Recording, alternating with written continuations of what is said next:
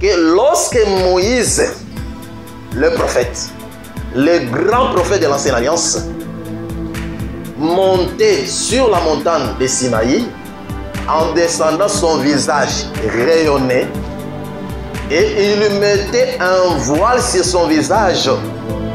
Là, nous comprenons que Moïse est l'image de tous les prophètes de l'Ancienne Alliance, parce que tous les prophètes de l'Ancienne Alliance ont prophétisé. Si un ministre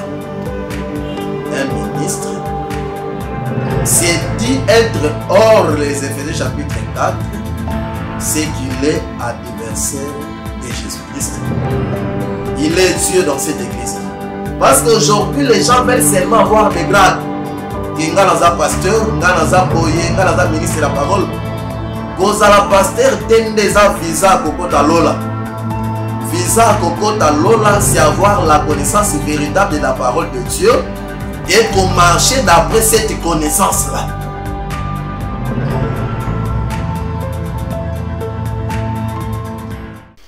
Bonjour, salut chers téléspectateurs de la chaîne La Face de Christ TV.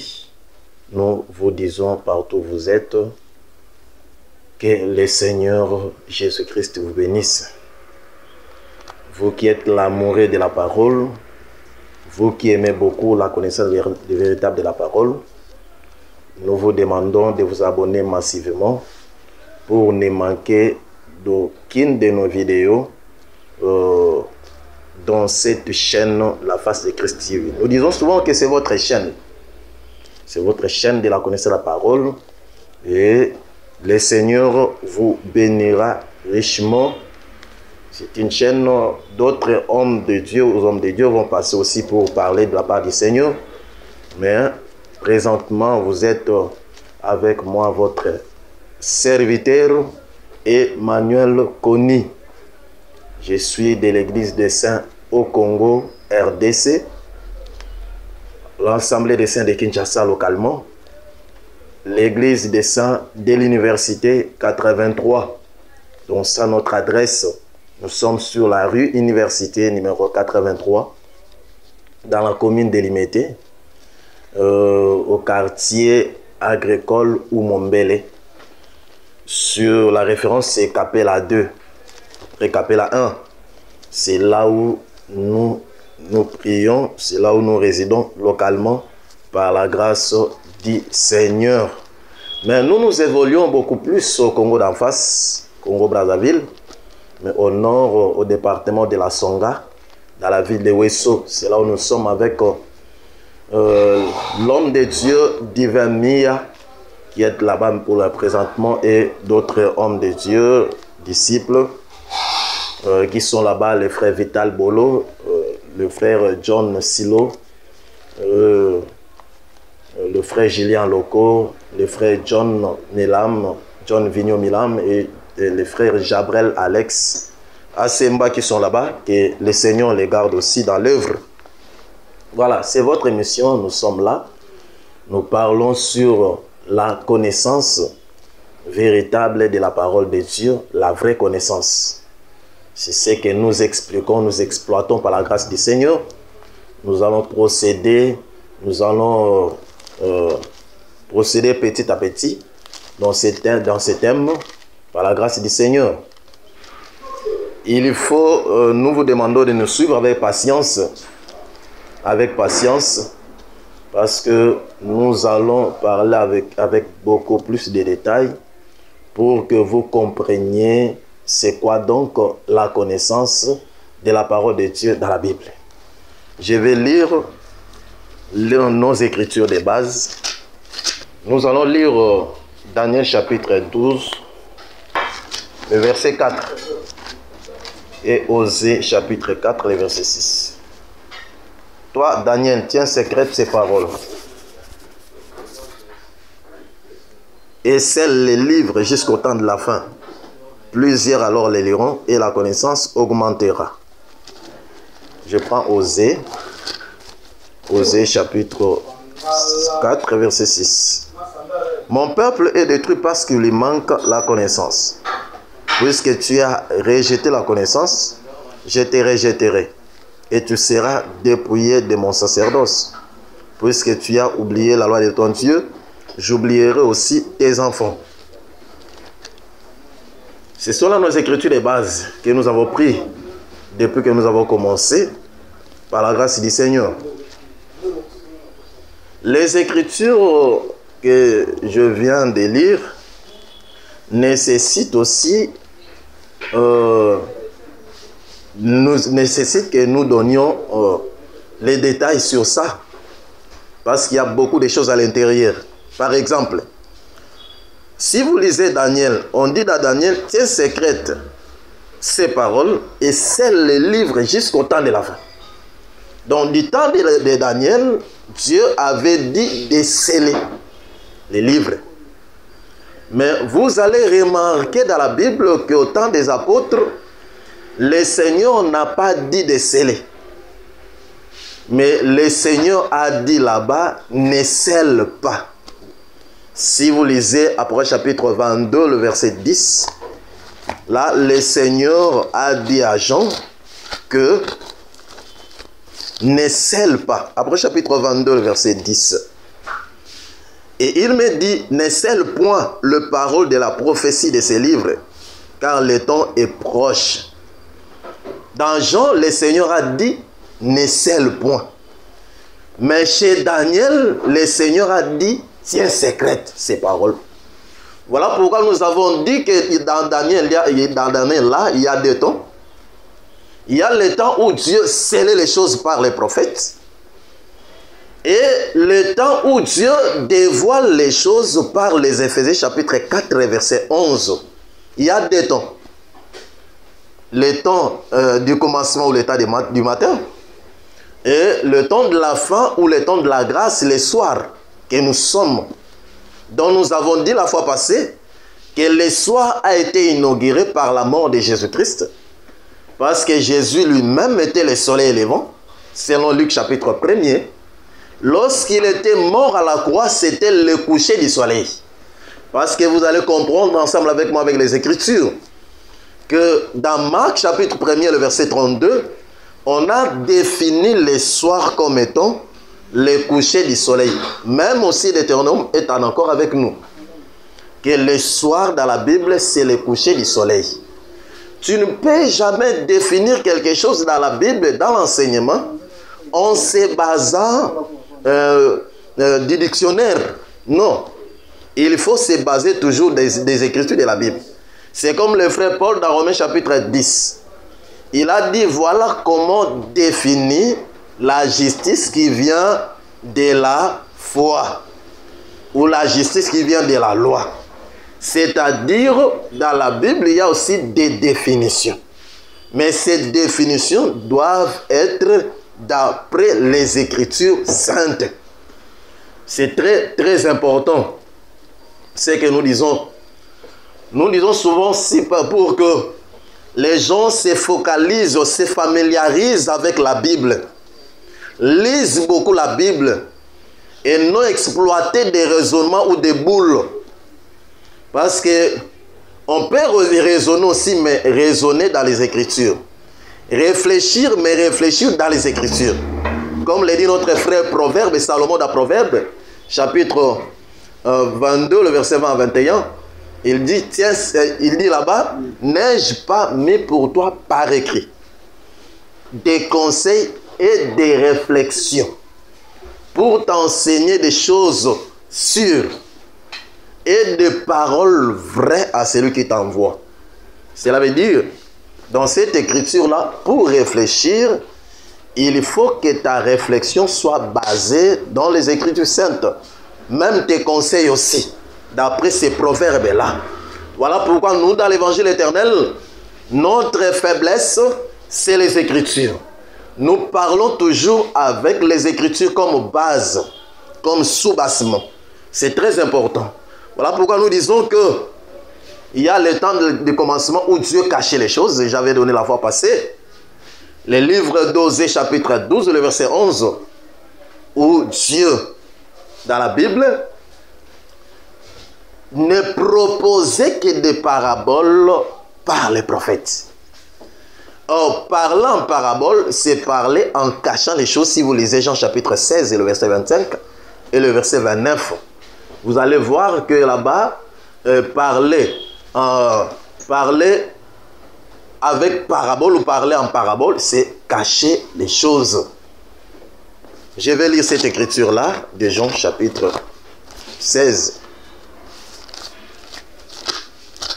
Jean chapitre 16. Je prends Jean chapitre 16. Je prends le verset. Je prends le verset 25. Je vous ai dit ces choses en parabole. L'heure vient où je ne vous parlerai plus en parabole, mais où je vous parlerai ouvertement du Père. Je vous ai dit ces choses en parabole. L'heure vient où je ne vous parlerai plus en parabole, mais où je vous parlerai ouvertement du Père. Donc il y a le temps où il parlait en parabole et le temps où il va parler ouvertement du Père. C'est vraiment très important. Dans cette écriture, nous comprenons que parler en parabole, c'est parler en cachant. Ce n'est plus parler ouvertement. Mais lorsque le Seigneur emploie les paraboles, c'est qu'il cache les choses.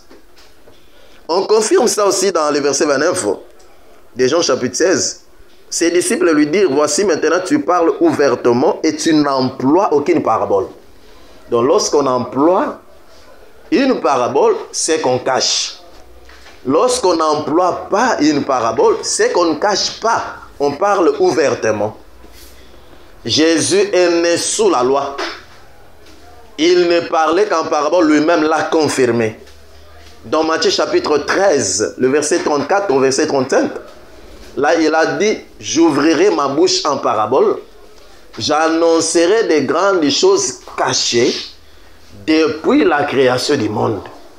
C'est là aussi que nous disons que depuis la création, Dieu ne faisait que cacher les choses. Même lorsque vous lisez dans Genèse chapitre 1, on dit, au commencement, Dieu créa les cieux et la terre. Dieu cachait les choses. Il y a le pourquoi des cieux et le pourquoi de la terre. Et la terre était informe et vide. Il y a son pourquoi dans la Bible. Il faut chercher la raison des choses. Écoutez-moi, je vais vous dire une chose, frère. Que lorsqu'il n'y a pas la raison des choses, il n'y a pas non plus aussi la grâce. Parce que c'est la raison des choses qui apporte la grâce. C'est que j'ai dit, c'est Proverbe qui me l'inspire. Proverbe a dit ceci, une raison saine a pour fruit la grâce. C'est-à-dire, lorsqu'il y a la raison saine, vous êtes automatiquement sous la grâce. Mais là où il n'y a pas la raison saine, c'est qu'il n'y a pas non plus aussi la grâce. C'est là où que nous disons, là où on n'interprète pas les Écritures de la Bible, là où on n'interprète pas les Écritures, la grâce n'est plus là. Et la connaissance aussi n'est plus là. Dans cette église-là. Les gens définissent la grâce de leur manière. Comme dans la rue on le dit, la grâce c'est quoi? La faveur imméritée. La grâce, la faveur imméritée. Tout le monde. La grâce c'est la faveur imméritée.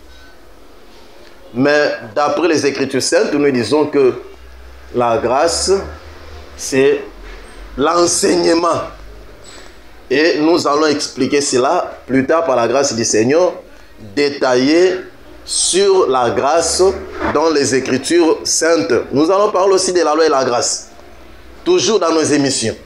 Sur la face de Christ TV, votre chaîne, nous allons parler aussi de la loi et la grâce.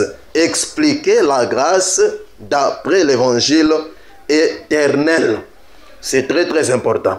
Donc, j'avais posé la problématique entre Daniel et Jean dans l'Apocalypse. Là-bas on dit ne scelle point, mais dans Daniel tient secrète. Voilà pourquoi Jésus avait dit aux apôtres dans Jean chapitre 4 que je vous ai envoyé moissonner où vous n'avez pas semé. D'autres ont sémé et vous, vous êtes entrés dans leur travail. Il y a des temps là à l'intérieur. Le prophète ne faisait que s'aimer. Mais le prophète moissonnait. Moissonner veut dire interpréter les écritures des prophètes. C'est ça, moissonner. Parce que s'aimer veut dire aussi cacher les choses. Dans la Bible, il y a s'aimer et s'aimer. S'aimer a plusieurs contextes dans la Bible. Donner, c'est aussi s'aimer. Prêcher, c'est aussi s'aimer. Comme le frère Paul l'a dit dans 1 Corinthiens chapitre 9, que j'ai sémé en vous. J'ai sémé en vous le bien spirituel. Est-ce une grosse affaire lorsque je moissonne le bien temporel? Nous moissonnons le bien temporel. C'est-à-dire, s'aimer, c'est aussi prêcher dans la Bible. S'aimer, c'est aussi cacher. Parce que dans la Bible, Dieu prend aussi la lumière comme étant une sémence. Je prends Psaume. Je prends Psaume. Nous allons lire Psaume. Je prends Psaume 97. Psaume 97 ou 97. Le verset 11e. On dit ceci. La lumière est sémée pour les justes, et la joie pour ceux dont le cœur est droit. Donc, d'après cette écriture, la lumière est une sémence. C'est par ici que je vais vous donner un exemple. Que lorsque Moïse, le prophète, le grand prophète de l'Ancienne Alliance, montait sur la montagne de Sinaï, en descendant, son visage rayonnait, et il mettait un voile sur son visage. Là, nous comprenons que Moïse est l'image de tous les prophètes de l'Ancienne Alliance, parce que tous les prophètes de l'Ancienne Alliance ont prophétisé à Moïse. Donc Moïse, lorsqu'il mettait un voile, il s'aimait, il cachait la lumière. Donc nous avons dit que Moïse est l'image de tous les prophètes de l'Ancienne Alliance. Donc tous les prophètes de l'Ancienne Alliance ont prophétisé à Moïse. Parce que Moïse est aussi tout un temps. Parce que si vous lisez Actes des Apôtres chapitre 15 et le verset 21, on dit Moïse, on les lise dans les Écritures. Dans 2 Corinthiens chapitre 3, les versets 13 à 16, on dit quand on lit Moïse. Donc les Écritures de l'Ancienne Alliance, toutes les Écritures de l'Ancienne Alliance sont Moïse. Ésaïe, c'est Moïse. Jérémie, c'est Moïse. Naoum, c'est Moïse. Habakkuk, c'est toujours Moïse. Je vais vous donner un exemple. On dit Moïse, Actes des Apôtres, chapitre 15, verset 21, je vais lire. On dit que, car depuis bien des générations, Moïse est dans chaque ville des gens qui les prêchent, puisqu'on les lit tous les jours des sabbats dans les synagogues. On lit Moïse tous les jours des sabbats dans les synagogues. Si vous lisez Jean chapitre 4, vous allez voir que dans la synagogue, dans cette synagogue-là, on avait donné à Jésus les rouleaux ou les livres du prophète Ésaïe. C'est-à-dire, Ésaïe est aussi Moïse. Dans la synagogue, on lisait aussi Jérémie, on lisait Habakkuk, Naoum, Psaume, ainsi de suite. Tous ces livres-là, tous ces prophètes-là sont toujours Moïse. C'est là où que nous avons dit que Moïse est le grand prophète de l'Ancienne Alliance. Et dans la Nouvelle Alliance, le grand prophète, c'est Jésus-Christ. C'est Jésus qui est le prophète du temps de la fin. Ce n'est pas une autre personne. Et tous les Éphésiens chapitre 4 ont prophétisé, et prêchent plutôt en Jésus. Si un ministre s'est dit être hors les Éphésiens chapitre 4, c'est qu'il est adversaire de Jésus-Christ. Il est Dieu dans cette église-là. Là, je profite aussi de l'occasion pour dire que le ministre de la parole n'est pas l'époux de l'église locale. L'époux de l'église, c'est Jésus-Christ lui-même. C'est pourquoi nous, dans l'évangile éternel, nous confessons sur... nous avons une doctrine collégiale. Nous confessons les collèges dans l'évangile éternel. Que l'église ne peut jamais être dirigée par une seule personne. L'église ne peut jamais être privatisée. Même si c'est moi qui a commencé cette église-là. Je ne peux jamais dire que c'est moi qui est le fondateur, que c'est moi qui est quoi que ce soit de cette église-là. Non. C'est comme l'église là en face, au Congo, au département de la Sango Nord. Bien que nous avons souffert là-bas, mais je ne dirai jamais que moi j'ai souffert pour l'église, ainsi de suite, c'est mon église à moi, ainsi de suite, lorsque je vais mourir, je vais laisser mon fils ou ma femme, ainsi de suite. Non. Si tel était le cas, le frère Pierre était marié, allait laisser aussi l'église de Jérusalem, na moi si naye, to na bana naye. Même Jésus avait aussi des frères et des sœurs. Parce que Marie, après la naissance de Jésus-Christ, n'était plus encore vierge. Marie avait affronté avec le frère Joseph après la naissance de Jésus-Christ. Jésus était comme premier-né dans Marie. Chez Marie, il était premier-né. Après Jésus, il y avait des Gilles, il y avait des frères ici, vous lisez la Bible. Donc, ne dites pas que ma vierge Marie, non, après la naissance de Jésus, Marie n'est plus vierge. C'est très important. Il faut beaucoup plus être comme les chrétiens de Béret. Lorsqu'on te prêche une chose, il faut vérifier. Les chrétiens d'aujourd'hui ne vérifient pas. Les chrétiens d'aujourd'hui sont beaucoup plus fanatiques des pasteurs, des hommes de Dieu, des évêques, des archevêques, de quoi que ce soit. Ils ne vérifient pas dans les Écritures saintes. Écoutez, frères, les salis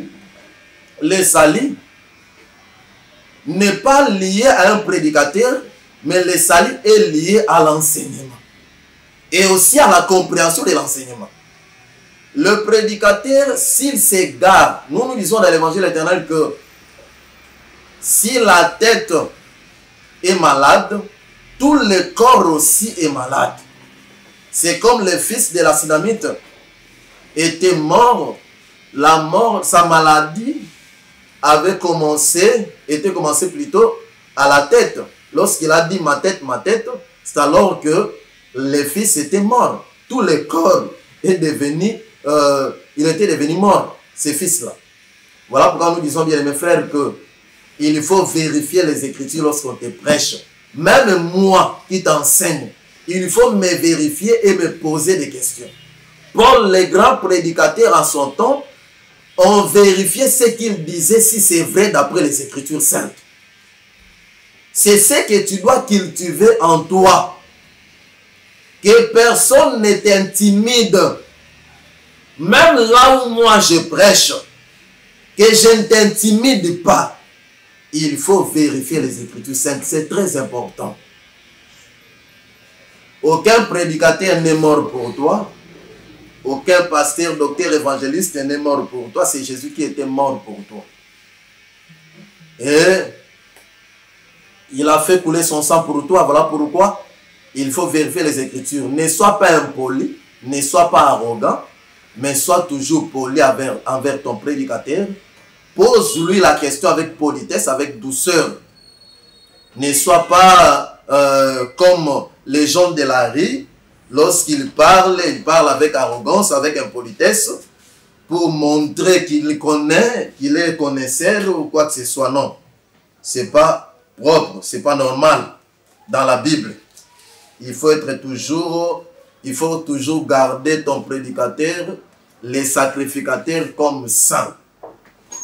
Même celui qui prêche mal, même celui qui est dans le faux. C'est comme le frère Paul lorsqu'il lui a dit, tu parles ainsi au souverain sacrificateur de Dieu. Le frère Paul s'est excusé. Parce que c'est un chef du peuple. C'est très important. Donc nous parlons de la connaissance. Nous avons dit que, au temps de Daniel, Dieu avait dit, septième secrète, Mais au temps des gens, le Seigneur a dit ne scelle point. Ce sont deux temps. Le temps où Dieu cachait les choses dans l'ancienne alliance et le temps où Dieu dévoile les choses par les Éphésiens chapitre 4, le verset 11, dans la nouvelle alliance.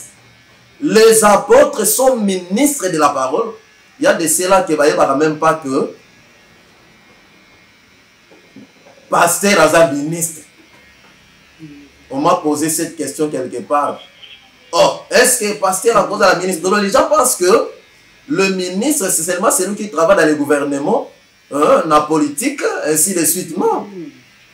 Le pasteur est un ministre de la parole.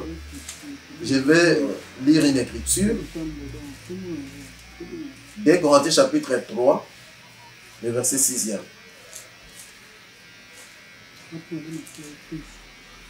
Il nous a aussi rendu capables d'être ministres d'une nouvelle alliance, non de la lettre, mais de l'esprit.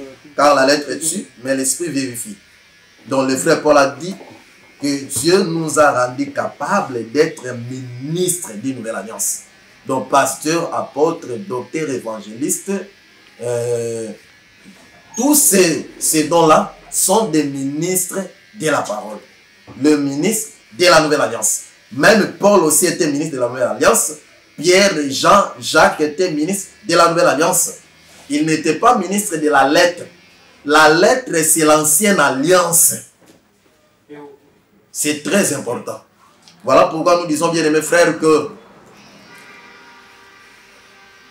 quand le prophète de l'ancienne alliance prêchait, il cachait les choses. Mais le prophète de la nouvelle alliance, lorsqu'il prêche, il y révèle ce qui est caché.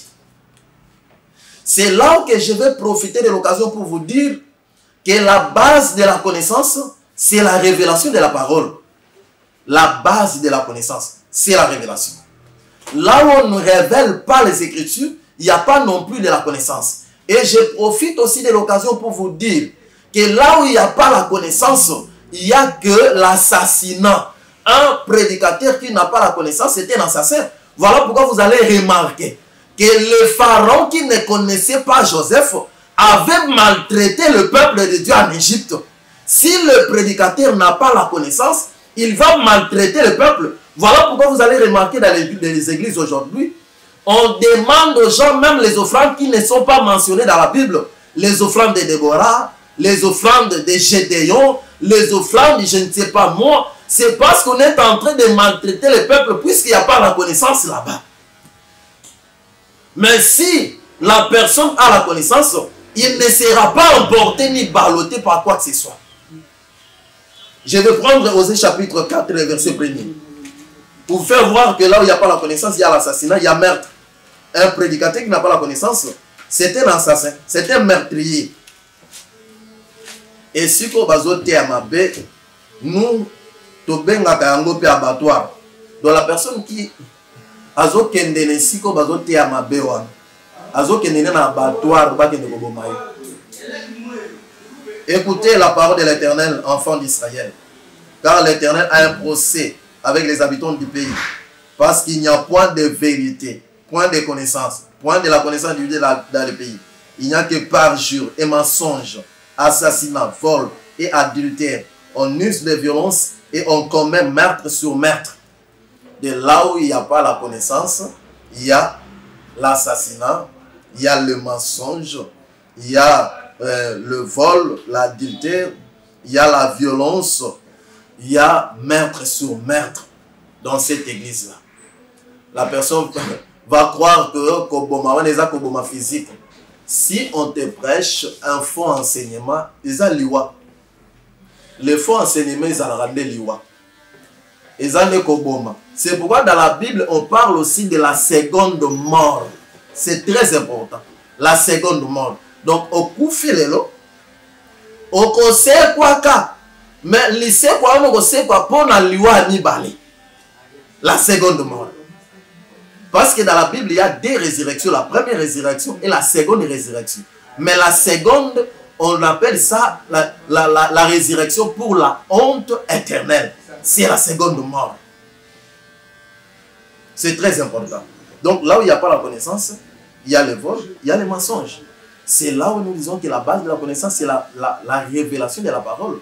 D'après 1 Samuel chapitre 3, les versets 7 et les versets 21. Samuel ne connaissait pas encore l'Éternel et la parole de l'Éternel ne lui avait pas encore été révélée. Donc pour avoir la connaissance, il aurait fallu que la parole soit révélée à Samuel. Dans le verset 21, on dit, l'Éternel continuait à apparaître dans Silo, car il s'est révélé à Samuel par la parole. Psaume chapitre 147, verset 19 à 20. Dieu a révélé sa parole à Israël. Ses lois et ses ordonnances à Israël, mais il ne l'a pas fait à toutes les nations. Et ils ne connaissent pas l'Éternel.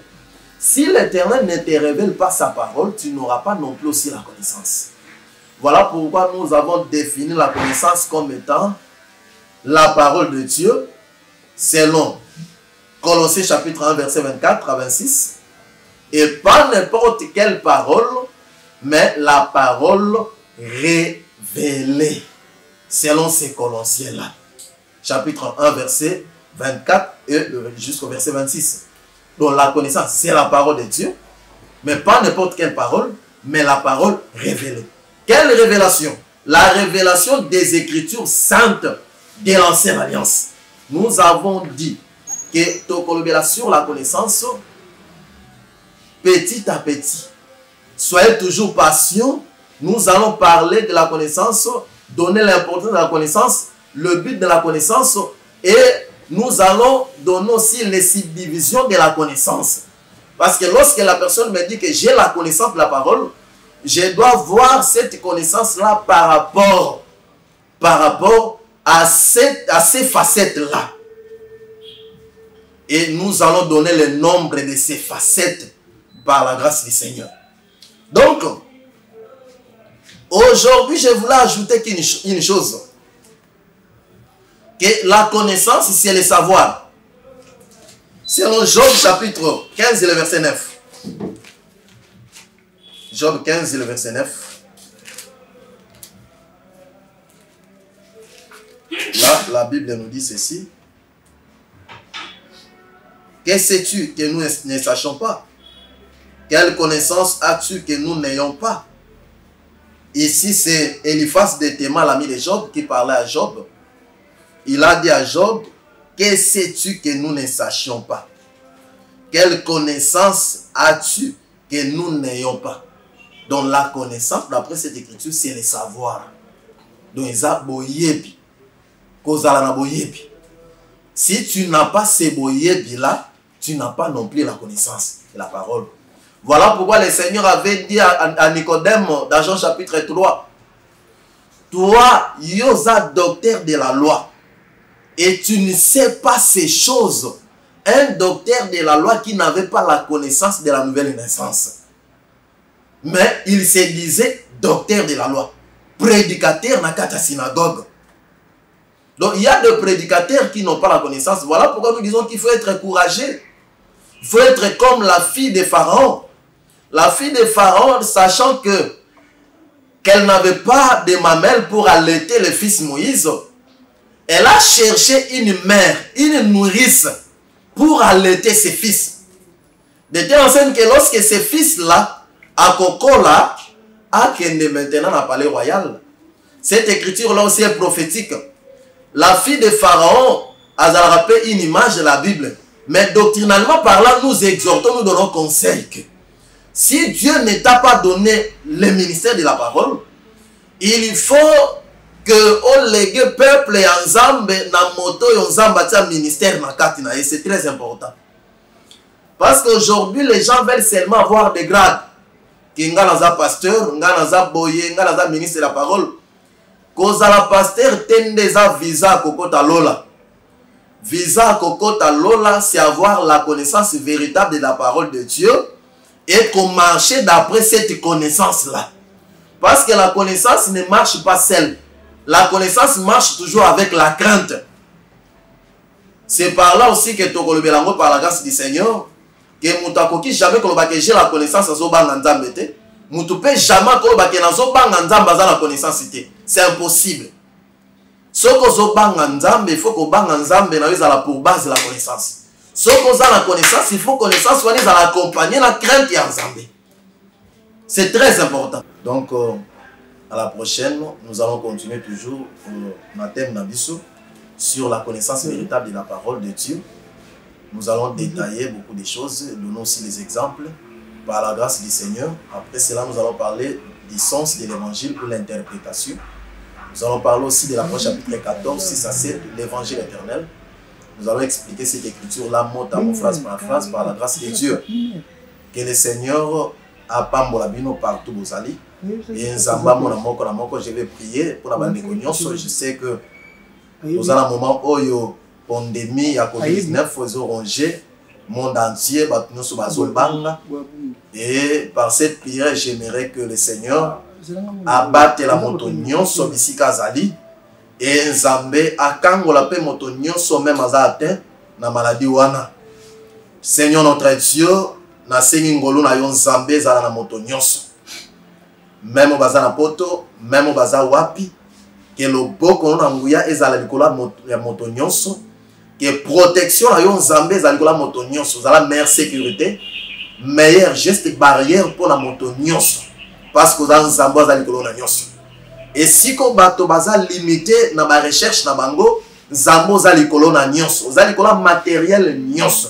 Ozali kolo ya médicament nyonso. Voilà pourquoi na sengi Nzambe o secourir o assister moto nyonso partout azali na ka o ya zana yango. Quelle que soit grandeur ya maladie azana yango yo pe sa guérison au nom de Jésus-Christ. O azana problème o pe sa solution na kombo na Yesu. Oya zangi boyebi opese boyebi ya solo na kombo na Yesu.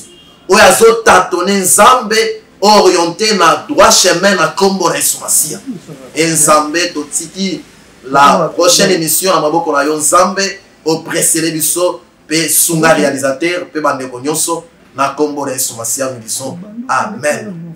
Que le Seigneur apambola bino, apambola pe notre réalisateur le frère Caleb Kakozi et aussi Nzambe amon aussi notre frère Henri Longonia pour l'espace naye ya Flat Hotel La Victoire et bandeko nyonso yo bazo sala na Flat Hotel La Victoire dressing et salon de coiffure que Nzambe asunga bandeko nyonso et kolope apambola basantu nyonso partout bazali na Weso département la Sanga Congo Brazzaville et na Gabon partout bazali na Afrique du Sud na France partout boza na Canada que le Seigneur amon abino na kombo na Yesu Masia. Amen.